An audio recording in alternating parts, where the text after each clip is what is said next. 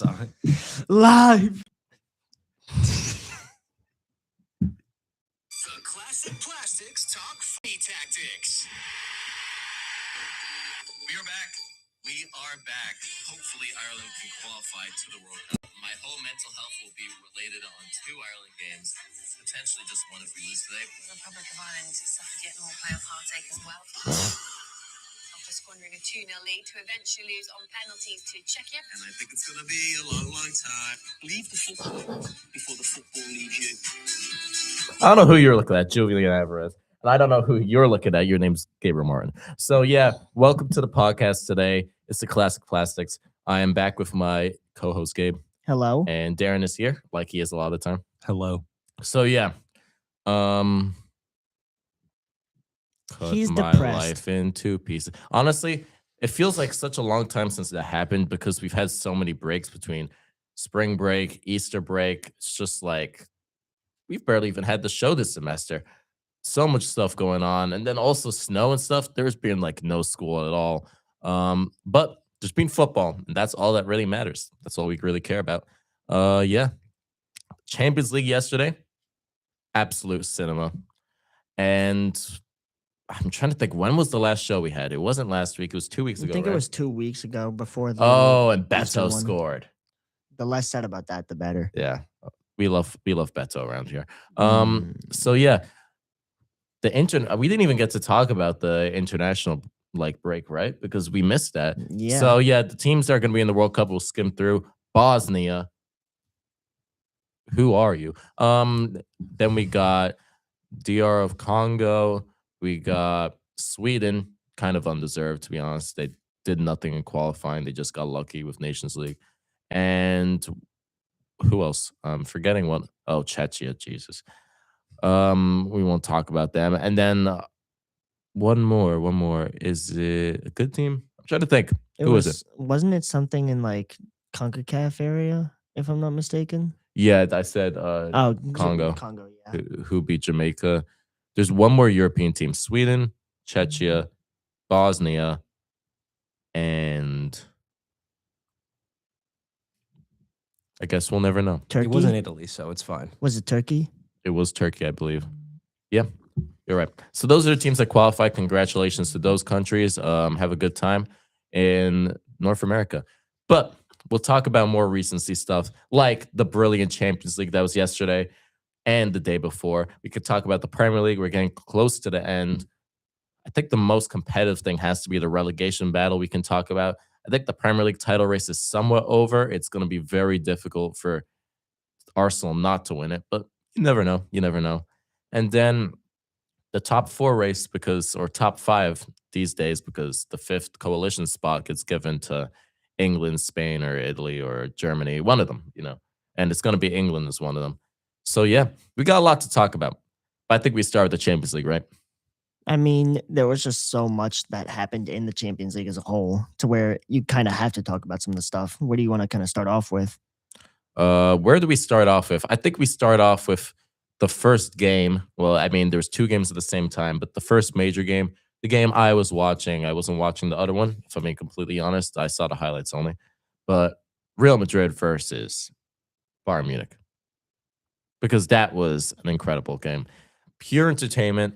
That's like classic football, Classic in names, classic in nature. Between 2 huge sides with insane talent on both ends. And what did we get? We got a real thriller. We got a Manuel Neuer masterclass. We did. But usually when you say that a goalkeeper had a masterclass, you usually are like, oh, that team got lucky to win. The weird thing was Bayern Munich, their best player, was probably Elise, but one of their best players was their goalkeeper. But they still should have won by a lot more, which doesn't really make much sense. But yeah. Madrid looked shaky throughout that entire game. Elise was giving them hell on that right side, and Kane was causing problems for their defense. The only reason that Madrid had chances throughout most of the game was because Upamecano forgot how to play football half the time. Oh, he does enjoy doing that in big games. Upa Maguire, as the Arabic commentators know him by. But aside from that, Bayern played really well, and they should have won by more. Yeah. Speaking of Upamecano, in the first few minutes, he had a good chance to score. He just scuffs the ball because I guess the dictator told him not to. But yeah, Bayern Munich, their threatening side, they could definitely be a team to watch out to win the Champions League. It's not like they're an underdog. They got history in the competition, which is very big. I think the thing with the Champions League, this is going to sound somewhat stupid, but you kind of need to have a reputation along with talent to do well, because how good you are doesn't get you far enough a lot of the time. You've seen a lot of the time teams like City, teams like, I guess we could say Arsenal, but maybe change this year. Um, Teams like even Barcelona, their talent gets outdone by another team's just mentality. And like certain teams, you look at them and you're like, oh yeah, that's a Champions League team. Obviously, the team who's won it the most, Real Madrid. Even its team, weirdly enough, like Chelsea, like I know they're knocked out, but in a Champions League game, I feel like they could somehow beat anyone. Maybe not with Lehman Senior though. No. No. Yeah, probably not. But yeah, I don't know. Do you guys kind of get what I'm saying? There's like teams you look at them and you look, oh yeah, that team is that's a Champions League team. It's like on paper versus how they play. That's why MSM. No, I'm forgetting it. It's Messi, Neymar, Mbappe, Eminem rather. At PSG, they ended up not even The white man performing. talk about anime. All right, bro. But there was a reason why they didn't play good. It's because they didn't have any Mbappe. offensive willpower. Dictator. Exactly. Like there was no chemistry and there was no work rate among those three. And because of that, that's why PSG would always kind of crash out in the earlier rounds of the Champions League whenever Messi had joined them. It's like just because they Neymar have was also injured most of the time. true, but just because they have a really good team on paper doesn't mean that they're still going to be the best team. And that's why you see other teams that maybe don't have as big of a talent level still make it quite far in the Champions League. That's why you see teams like Sporting Portugal doing really good this Champions League. That's why you see teams like Susan? Bodo Glimt make it into the quarterfinals. Or was it the quarterfinals? I'm not 100% sure. but- No, we're quarterfinals. yeah, now. so round of 16. But Yeah. like even still, even the teams without the talent, so long as you have like the work rate, the intensity, mentality, that kind of stuff, Mhm. you're going to do well in the league. And sometimes pure talent just can't override that, which is what we saw for Madrid's point of view. I agree with the pure talent, but I was more so talking on not just talent, because PSG was a team that was very talented, but they never necessarily showed it on the pitch. There's been teams in the past, even right now, Barcelona, incredibly, incredibly talented, and they show it on the pitch. It's not like they just have good players and they don't do anything with it. They're a really, really good team. And if you watch them, you know that. But in the Champions League, somehow they're just not able to get through. It was similar to Manchester City, like in previous years, at the beginning of Pep's reign, City, where you could look at them and you think, oh, this is one of the best sides in the whole of Europe. Yet it took them a long time to finally make that push to win the Champions League. So that's kind of what I mean. To be the best team, I don't think you always will win the Champions League if you're the best team. It takes multiple factors. And I think that's why Real Madrid win it so much, because they don't always have to be the best team, but just something about being Real Madrid, which doesn't really make sense unless you know the team, unless you've watched enough football. But Real Madrid, no one thinks that they're the best team in the world right now. I mean, they're 7 points off the Liga. But if you were to say to me, oh, would you put $50 on Real Madrid not winning the Champions League? I would not take that deal at all, even if I don't think they're close to one of the best sides, just because they can do stuff like that. So yeah, shout out to players like Elise. That's my guy from Reading, since he was a youngin. But yeah, no, incredible performance from him. Also, players like Harry Kane with a big goal. People say he doesn't show up in big games. That was a big goal. Well, He it's- played quite well. It's usually the fact that Kane is usually injured at this point of the season every year.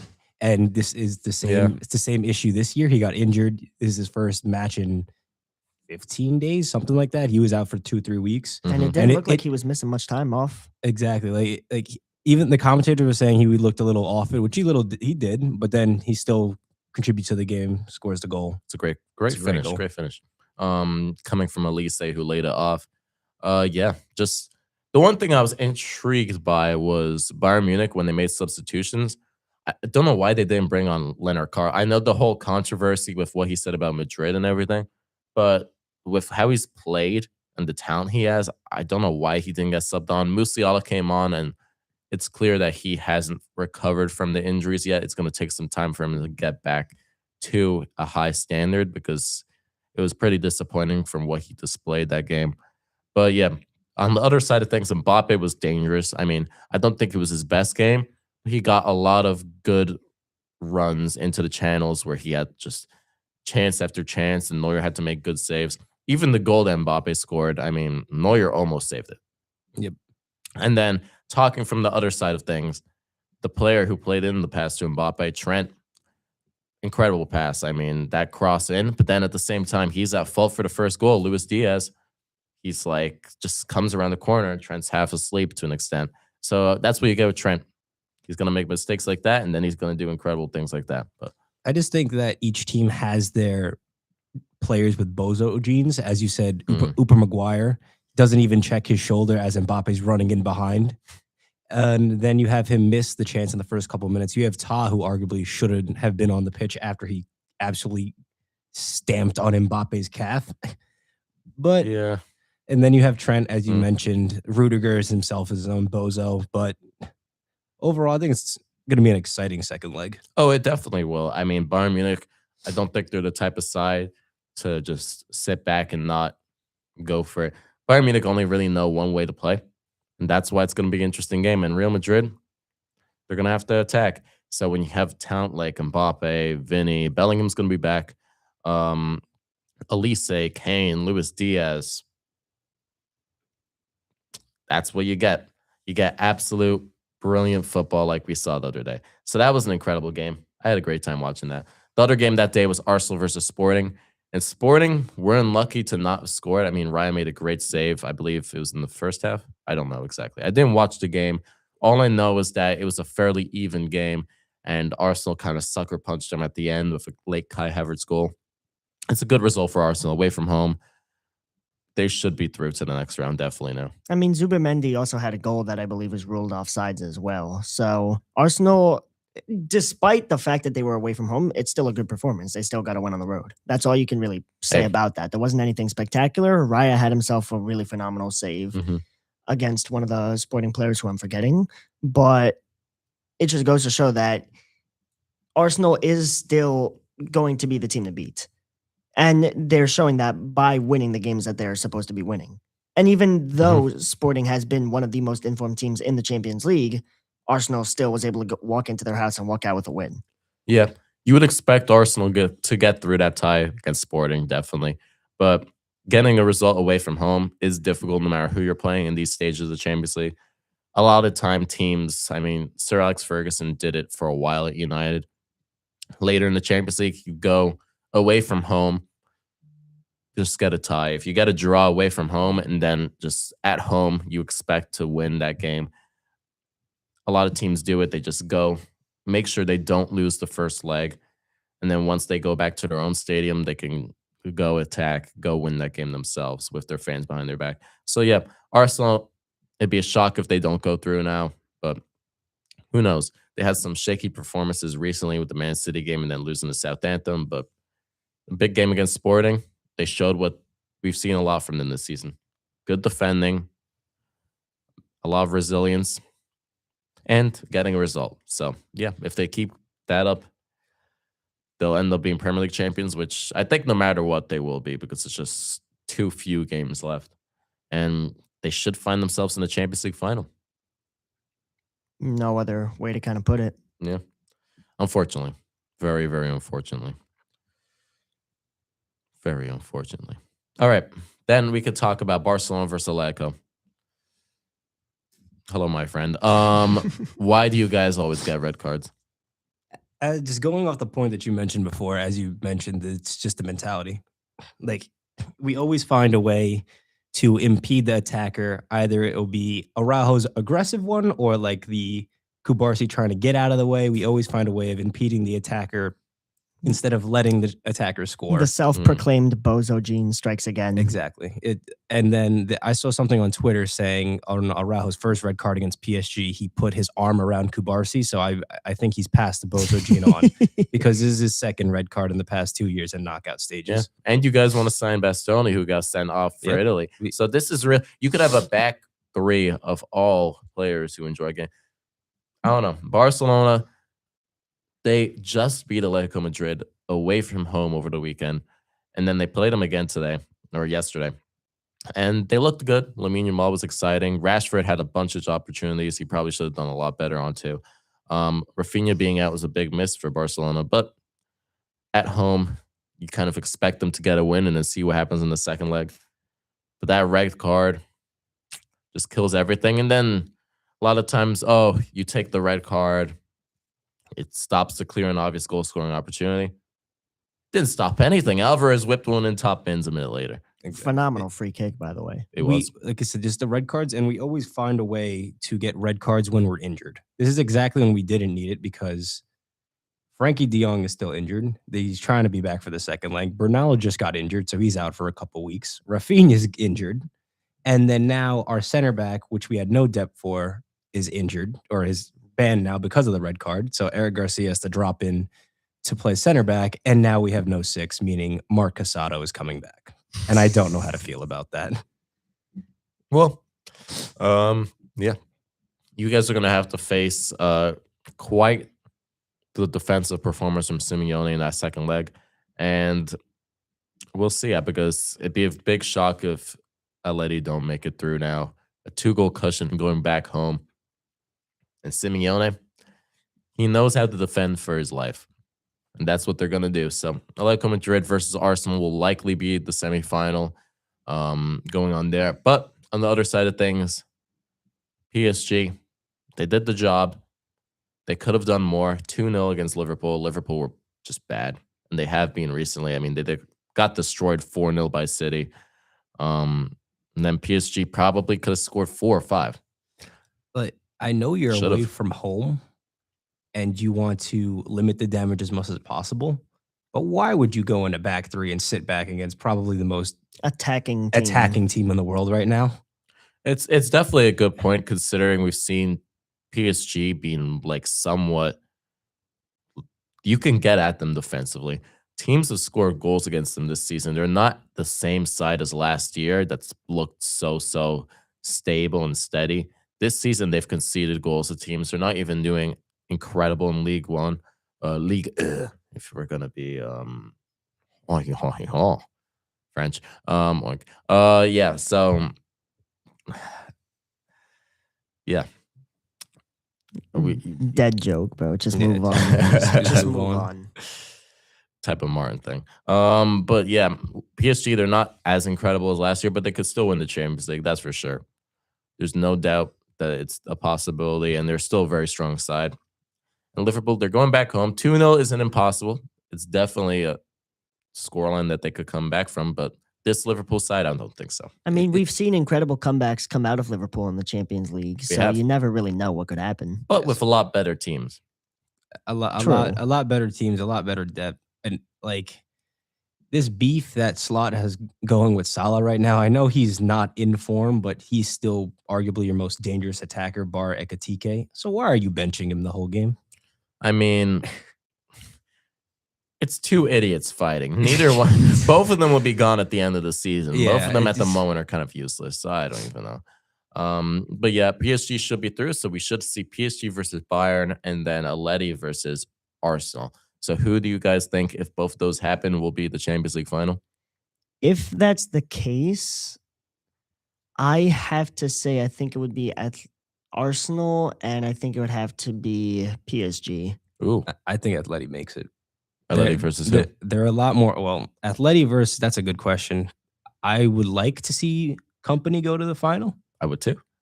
Oh, but well, yeah, I could see Chris Camino. Hello, sir. I think it's gonna be no, not yet. Yeah, but yes, definitely Bayern, Atleti. Atleti's a lot better. I think it'll be Bayern, Arsenal, and hopefully Vincent Kompany wins that Champions League, the one he never got as a player for Man City. But yeah, We're getting told to wrap it up by Chris Gambino. Chris Gambino's wrapping it. So we'll see what happens in the Champions League second leg. Unfortunately, we had to start late because no one was here to start this for us. So appreciate you guys, Iona, as good as ever. Go Gales. And we'll see you guys soon. Have a good one. Peace. And later. We still live? All right.